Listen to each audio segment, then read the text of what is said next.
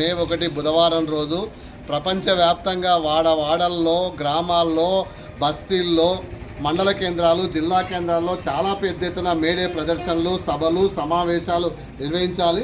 138వ May Day సందర్భంగా ప్రతి కార్మికుడు ప్రతినబూనాల్సిందేంటంటే ఈ దేశంలో మోడీ 8 గంటల పనిని 12 గంటలకు పెంచడం జరిగింది. కార్మిక చట్టాలను మొత్తం నిర్వీర్యం చేయడం జరిగింది.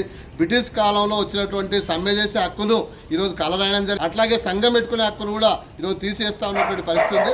కాబట్టి మోడీని, బీజేపీ గవర్నమెంట్ను ఈసారి ఖచ్చితంగా ఓడించాలి. అట్లా ఓడిస్తేనే ఈ దేశంలో కార్మిక వర్గానికి భౌతం ఉంటుంది తప్ప లేకుంటే లేదు.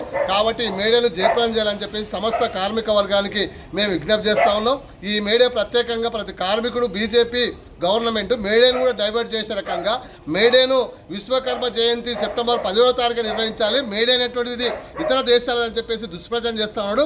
కాబట్టి మేడే అంటే ప్రపంచ కార్మికులంతా ఏకం కాండి, ప్రపంచ కార్మికులారా ఐక్యంగా అండి, పోరాడని అనేటిని పిలిపించినటువంటి చికాగో నగరం 1886లో వచ్చినటువంటి పోరాట ఫలితంగా 8 గంటల పని వచ్చింది.